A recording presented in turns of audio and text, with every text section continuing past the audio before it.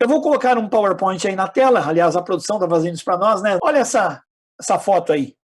Essa moça, na dúvida, tomando um chá quente aí, porque coriza, sinais de uma gripe. Será que é uma gripe pequena, é grande, um resfriado passageiro? Ou será que é o coronavírus? Esse rapaz aí tossindo também, não sei se é uma tosse seca, e nós estamos aí preocupados com a tosse seca, não é, meus irmãos? Será? É coronavírus? E esse homem, quando espirra, borrifa tudo, é o que nós temos visto aí, não é? O contágio se dá através desse tipo de situação, é uma situação bem grave, bem séria, e todos nós estamos prestando atenção, uns cuidando mais, outros cuidando menos, mas precisamos realmente fazer a nossa parte. Mas isso produz em nós o quê? Ansiedade. Olha esse rapaz aí, seguro numa corda e a corda arrebentando. Há pessoas que estão no hospital agora, meus irmãos, e que já estão avançando na gravidade da enfermidade. Pastor Sócrates de Oliveira, por exemplo, o diretor executivo da Convenção Batista Brasileira, está agora no CTI. Ore por ele, nós temos orado. Peça que o Senhor o abençoe, porque ele já está agora sob cuidados especiais. E ele é também hipertenso, tem problemas com diabetes, mas nós cremos que Deus pode fazer milagres e vai fazer em nome de Jesus, cremos nisso, levantando o pastor Sócrates para ele dar testemunho, para que a glória de Deus apareça na vida dele, da sua família e de todos nós. E é muito interessante também, esse rapaz que a corda está quase arrebentando aí, me remete também ao fato de que os jovens precisam tomar cuidado. Talvez o jovem pense assim, não, eu sou jovem, isso não vai ter problema, isso não me pega, se me pegar é fraquinho. Jovem, cuide de você porque você cuida dos outros, você é um vetor, você pode levar a enfermidade. E olha, as recentes descobertas agora têm mostrado o quê? Que aqueles que passaram pelo coronavírus podem ter sequelas graves. Então você que é jovem, cheio de vitalidade, você que não tem ainda os 65 anos e está muito bem, cuide-se, porque mesmo que você sobreviva na situação de contrair a enfermidade e superá-la, você não pode garantir que não terá sequelas para lidar com elas. Então evite isso, cuide-se mesmo. Essa jovem aí está num cantinho da sala, por quê? Porque nós já ouvimos pela televisão, que lá na Itália e em outros lugares, que jovens têm sido acometidos também pelo coronavírus. E todo mundo fica ansioso, não é? E o que é ansiedade? No missionário Michaelis, eu li o seguinte, olha o que é ansiedade. Sofrimento físico e psíquico, aflição, agonia, angústia, ânsia e nervosismo. É isso que nós estamos vendo todo momento. É um estado emocional frente a um futuro incerto, um futuro perigoso no qual um indivíduo se sente impotente e indefeso. E no mundo das emoções é um sentimento, uma sensação de intranquilidade, de medo e de receio. E quais são as causas, então, da ansiedade? São várias. Eu alistei apenas algumas. Quando você coloca foco demasiado nos problemas, quando você olha o coronavírus e olha as suas contas e olha que você já foi demitido ou está em férias, o seu negócio, o que vai acontecer? Quando você foca demasiadamente nos problemas, isso produz ansiedade. Queria te dizer o seguinte, falei ainda hoje com a Vasti, eu estou absolutamente tranquilo. Eu sou um irresponsável? Não. Permita. Eu não sou um irresponsável, mas eu sei em quem eu tenho crido. O Salmo 23, versículo 1, o Senhor é o meu pastor. Ele é. Ele foi, é e será. E nada me faltará. O meu futuro está garantido nele. Seja o que for, eu tenho um pastor. A preocupação exagerada com coisas terrenas, isso pode levar você a tirar os olhos do céu. Vou te dizer o seguinte, até pessoas que não creem em Deus, nesse momento, estão começando a buscar ajuda. Você pode orar. Por quê? Porque o mundo não deu conta de si. Os governantes não deram conta de si. As nações não deram conta. E há vários cenários aparecendo aí. Então, quando você pensa demasiado no plano terreno, na possibilidade do que os homens podem fazer, A ansiedade começa a crescer no seu coração. Os relacionamentos quebrados. Eu vi, e você deve ter visto também, que por estarmos agora dentro de casa há mais tempo, tem havido problemas, não é? Marido, mulher, com as crianças, porque cada família experimenta uma dinâmica, mas às vezes está havendo conflito. Então, quando você quebra um relacionamento, você fica de mal, você tranca a sua comunicação com a sua esposa, seu marido, seus filhos, isso traz ansiedade, um desalinho nas suas emoções. Decepções com o passado é uma outra coisa que traz ansiedade. Você confiou em alguém. Alguém disse, olha, pode confiar, eu te garanto. E não garantiu. Isso traz insegurança e ansiedade para o presente e para o futuro. As decepções do passado, alguém que traiu você. Então agora você não confia em mais ninguém. Está sempre ansioso, de espírito alerta, porque alguém traiu você. Não. Então, vamos lidar melhor com essa ansiedade. Agora, o próximo item, eu até destaquei numa cor diferente, insegurança em relação ao futuro. Eu creio que aí muitos de nós estão tendo que lidar para entender o que nós não podemos fazer. Nós não podemos fazer muita coisa, irmãos. Nós pensávamos, talvez, que em um mês nós já poderíamos estar livres disso.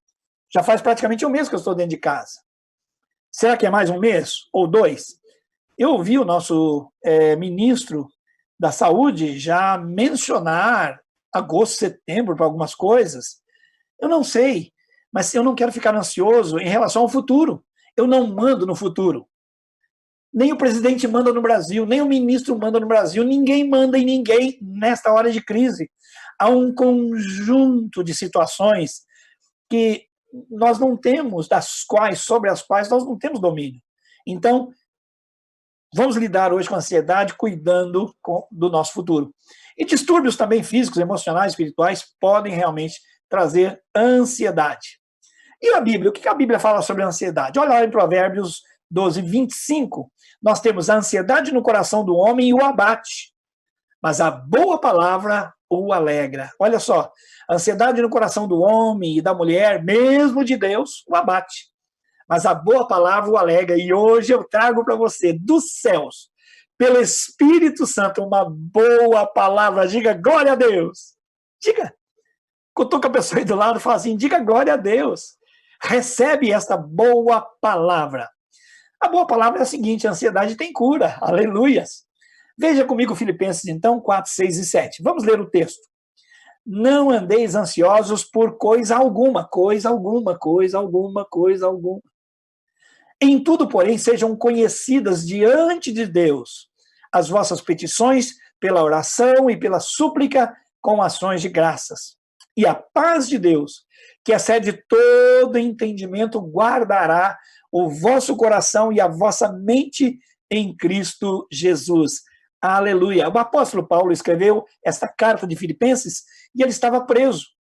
Como é que um homem preso, como é que um homem que não tinha certeza do seu futuro podia escrever sobre alegria? Filipenses é a carta da alegria. Em todos os capítulos ele fala da alegria. Aleluia. Num deles ele diz assim, alegrai-vos. Outra vez vos digo, regozijai-vos no Senhor. Então, o que é que o apóstolo Paulo tinha? Ele tinha certeza do domínio, da soberania de Deus sobre a sua vida. Ele estava preso, mas o ministério dele não estava preso. Enquanto estava preso, por exemplo, ele evangelizou muitos guardas da chamada guarda pretoriana, a guarda do imperador. Muitos vieram à fé. Então você vê, ele preso, mas não cerrado, não é? O evangelho solto e fluindo, entrando pelo Império Romano para a glória de Deus. A cura tem ansiedade. Eu quero compartilhar nesse texto 2 gotas de fé. Deixa eu esperar aí, explicar sobre o que é gota. Gota não é porque é pequenininho não, tá? Gota é uma palavra que eu pus por causa dessa foto que aí está. Se eu tenho cura, eu tenho um remédio para ansiedade, esse remédio espiritual, então 2 gotinhas vão fazer muita diferença. Você se lembra do que Jesus falou sobre a fé? Ele disse que se vocês tiverem a fé do tamanho de um grão de mostarda, tá vendo essa caneta aqui?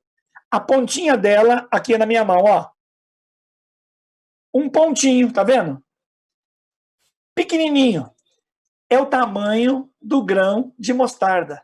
Se você tiver uma pequenininha fé, muitas coisas poderão ser feitas para a glória de Deus. Então, 2 gotas de fé não quer dizer que é uma medida pequena de fé, mas são possibilidades de nós entendermos as atitudes que precisamos ter para curar a nossa ansiedade. Que remédio espiritual é esse em 2 gotas vamos tomar? Primeiro, trocar a ansiedade pela confiança em Deus, pela palavra de Deus. Trocar a ansiedade pela palavra de Deus. É uma troca, não é verdade? Como uma troca de roupa, como uma troca de prato. Trocar. Tira um, põe outro. Como trocar um pensamento. Estava pensando mal, agora vou pensar bem. Primeiro, trocar a ansiedade pela palavra de Deus. Segundo, experimentar a infalível, olha esse adjetivo, infalível promessa de Deus. Pois bem, olha nessa foto essas crianças, trocar a ansiedade pela palavra de Deus. Como é que eu faço isso? Olha para o exemplo da criança. As crianças, quando oram, a gente se encanta porque elas oram de uma maneira muito simples e objetiva, aguardando respostas. O pastor Russell Shedd foi meu professor, um homem muito lindo da parte de Deus. Ele compartilhou que lá no Nordeste, certa ocasião, uma igreja estava fazendo uma série de noites de oração, né, uma jornada de oração, pedindo a Deus que mandasse chuva. Então, os crentes marcaram todas as noites um culto, era o dia na lavoura e à noite todo mundo indo para o templo, para a igreja, para orarem, pedindo chuva. E o que acontece? Que uma senhora estava com a sua filhinha e falou, minha filha, já estamos saindo para o culto. E ela falou, espera aí, mamãe, eu estou pegando minha sombrinha. E a mãe disse assim, minha filha, para que sombrinha? Não está chovendo. E ela fala, mamãe, mas nós não vamos orar para que Deus mande a chuva? Então eu preciso de sombrinha. Aleluia. É isso que nós precisamos fazer. Ter essa postura da criança para trocar a ansiedade pela palavra de Deus. Que coisa maravilhosa. Alguns pensam que quando Jesus fala que dos tais é o reino de Deus, das crianças é o reino de Deus pertence às crianças, pensam, porque as crianças são ingênuas, são puras. Não, não é isso. O texto quer dizer que a criança é dependente de alguém que cuida dela. A maior característica de uma criança é a sua dependência de alguém que cuide dela. Então, assim, nós devemos orar e trocar a ansiedade pela palavra de Deus com a confiança de que nós dependemos dele. Nós não vamos orar sem esperar receber, em nome de Jesus. Então, agora, nós vamos orar focados na cura daqueles nossos amigos e irmãos que já foram acometidos do coronavírus, em nome de Jesus. Essa ansiedade, olha, acho que agora não tem jeito. Claro que tem jeito. Claro.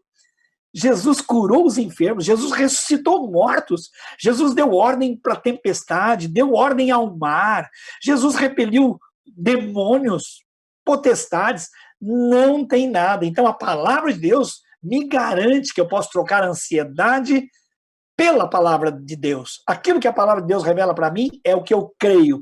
Então eu determino no meu coração que eu não vou dar ouvidos para a minha ansiedade, mas para a palavra de Deus. Olha só o que 1 Pedro 5, 6 e 7 diz para nós. Humilhai-vos, pois, portanto, sob a poderosa mão de Deus, para que ele, em tempo oportuno, vos exalte, lançando também sobre ele toda a vossa ansiedade, porque ele tem cuidado de vós. Então nós temos que fazer o quê? Nos humilhar diante dele, de Deus, porque ele está prometendo que vai nos exaltar. Olha que coisa impressionante. Eu me humilho e ele me exalta. Que coisa incrível.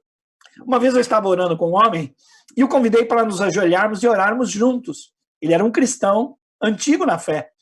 E ele disse, pastor, eu vou te confessar uma coisa. Você sabia que eu nunca orei de joelhos? Aquilo me tomou assim de certa surpresa. Eu não o critiquei, claro, mas eu fiquei assim pensando, mas por quê? Mas eu nem cheguei a perguntar. Ele falou assim, sabe o que é? Eu acho que Deus está me... Eu sempre achei que Deus está me ouvindo, então nem preciso me humilhar, de me ajoelhar. Mas naquele dia nós oramos juntos de joelhos e foi tão bom para mim, foi tão bom para ele. A gente tem que se humilhar diante de Deus. Humilhar é um ato de grandeza, de nobreza, sabia disso? Humilhar não significa que nós somos menores, significa que nós somos o que somos, pequenos. mas o nosso Deus é grande. Os meus problemas diante de Deus são pequeníssimos. Ele ordenou na criação que o nada viesse à existência. As coisas que ele fez, ele chamou à existência. Olha que poder. Quer dizer, me ajoelhar e me humilhar diante de alguém tão poderoso não é humilhação, é uma exaltação. É nobreza. Então Deus vai nos exaltar quando nos humilharmos. Nesse dia de jejum, hoje nós estamos nos humilhando. Foi muito lindo ouvir o nosso prefeito dizer, eu nem sei qual foi o erro dele, o que ele fez de errado, ele mencionou que estava na entrevista, mas eu vi aquele coração de um homem temente a Deus, que falou, olha, eu errei. Então ele se humilhou publicamente. Essa é a atitude de Deus, que Deus espera de mim e de você, e ele vai nos exaltar. Para mim, o prefeito saiu exaltado, elogiado por esta atitude. E nesse tempo de jejum nós vamos humilhar e vamos confessar nosso pecado. O pastor Ronaldo, na oração, já fez isso. Irmãos, nós temos que confessar pecado. Quem não faz o bem que sabe que deve fazer, já está pecando por omissão, por deixar de fazer o bem. E nós temos coisas que fazemos que são erradas.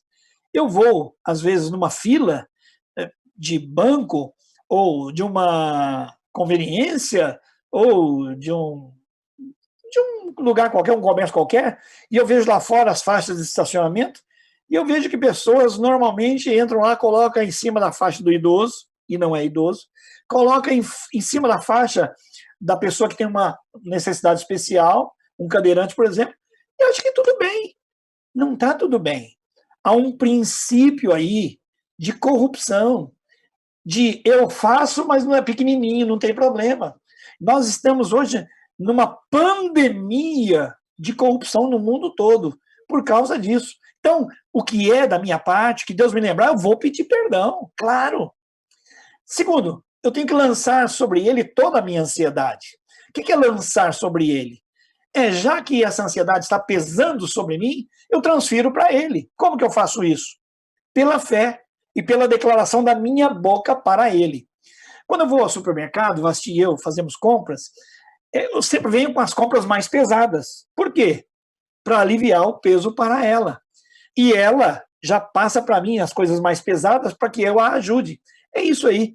Lançar a nossa ansiedade sobre o Senhor é colocar sobre os ombros dele. As nossas necessidades são pesadas para nós. Agora, o texto de Filipenses, me perdoa? Ele diz o seguinte, que eu devo entrar diante de Deus com petição, com súplica e com ação de graças. Então, ao eu me humilhar e lançar sobre Deus a ansiedade, eu devo fazer isso através de quê? De petições, são pedidos. De súplica. Súplica é um pedido mais, vamos dizer assim, mais intenso, mais carregado de necessidade. Quando você pede, talvez você não precise tanto receber, seria bom. Mas quando você suplica, é uma extrema necessidade. E hoje nós devemos suplicar pela nossa cidade, pelo Brasil, pelo mundo, pela economia, pelos empregos, pelos profissionais da saúde, por aqueles que operam a segurança da nossa cidade, do estado da nação. Vamos suplicar o favor de Deus, que Deus tenha misericórdia de nós. Confessamos o nosso pecado e clamamos em súplicas a Deus. Mas não vamos esquecer da ação de graças. O que é a ação de graças? É dizer a Deus, muito obrigado por tudo que ele já fez. Olha só esse passarinho aí. Alguém disse para mim que ele está ajoelhado e que o passarinho fica de joelhos, segura ali naquela vara, né? E fica de joelhos. Há um antigo hino do meio pentecostal muito lindo que diz o seguinte: de joelhos é melhor. Ele está falando da oração. Então vamos nos ajoelhar perante o Senhor e vamos buscá-lo, porque a ansiedade tem cura. O Salmo 34, 15 a 18 diz assim: os olhos do Senhor repousam sobre os justos e os seus ouvidos estão atentos ao seu clamor. Clamam os justos e o Senhor os escuta e os livra de todas as suas tribulações. Olha só, perto está o Senhor dos que têm um coração quebrantado e salva os de espírito oprimido, salva o angustiado. Olha, a ansiedade tem cura, vamos fazer isso. Uma vez eu ouvi sobre um soldado lá na Guerra da Coreia, bem antiga, não é? E no primeiro momento, ele foi chamado para estar aí de prontidão para a guerra junto com seus amigos. Mas ele tirava tempo para ir orar sozinho. E os amigos, os outros soldados, começaram a vê-lo orando. E alguns debocharam dele. É um fracote aí, o cara está com medo de quê? Só que, no primeiro momento, não tinha guerra, mas quando as coisas foram apertando, quando o embate, o confronto foi sendo intensificado, e quando aí alguns já começaram a sofrer ferimentos e já tinha assim, notícia de morte, alguns deles procuraram aquele jovem cristão e falaram: a gente quer pedir perdão, a gente não respeitou você pedindo a Deus e agora nós precisamos da ajuda. Você poderia orar por nós? Irmãos, é isso que nós queremos. Queremos que aqueles que abusam do Senhor, daqueles que ridicularizam a nossa fé, quando caírem em si, da sua vulnerabilidade, do poder do nosso Deus, e de que nós somos agentes de transformação, cheguem e peçam também a oportunidade de orar.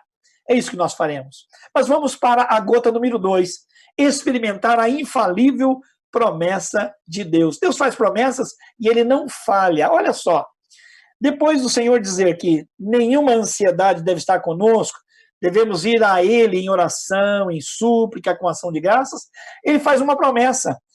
Diante disso, a paz de Deus, que excede todo entendimento, guardará o vosso coração e a vossa mente em Cristo Jesus. Algumas traduções dizem guardar os vossos sentimentos, as vossas emoções e a vossa razão, a vossa mente. Esse é o resultado natural de quem está indo a Deus. Por quê? Ele se humilha, ele faz petição, ele faz súplica, ele entra com uma ação de graça diante do Senhor, e aí, como resultado, ele experimenta a infalível promessa de Deus. Diga aleluia! Deus não tarda com as suas promessas, mesmo que alguns a tenham por tardia. Deus não retarda, não. É o tempo de Deus. A paz que excede todo entendimento guardará o vosso coração e a vossa mente. O termo guardará é um termo militar, é uma escolta. Já pensou que lindo? Você está ansioso, transfere para Deus, se humilha, busca-o, e aí ele vai fazer o quê? Ele vai mandar uma escolta em torno dos seus sentimentos e da sua mente. Escolta para te levar onde? Até Cristo, porque ele guardará o quê? O seu coração e a sua mente, onde ele vai guardar? Em Cristo. É um termo que diz respeito a um abraço, aleluias, aleluias. É como se Deus estivesse pondo Cristo assim, de braços abertos, e ele traz, mediante as nossas orações, súplicas e ações de graça, nos traz para um abraço, onde o próprio Senhor nos escolta. É isso. Então, vamos tomar esse remédio para a nossa ansiedade. Olha só esse slide para eu terminar. A paz de Deus excede.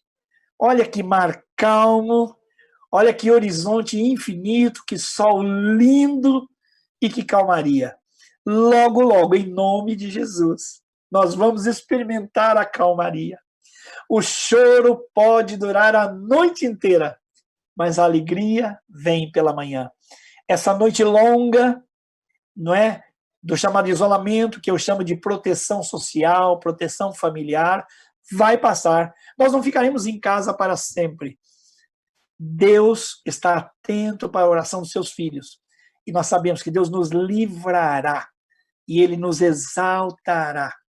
Os seus negócios serão retomados. Eu creio. Irmãos, não é porque o ministro falou, não, que nós vamos sair fortalecidos. Eu creio. Eu creio que, apesar de tudo, nós sairemos fortalecidos. Claro, a nossa fé será fortalecida. A nossa disposição em retomar o trabalho, em ser criativos, em recomeçar, será maravilhoso. A paz de Deus excede todo o conhecimento, todos os problemas, e nós vamos experimentar essa paz de Deus. Tenho certeza.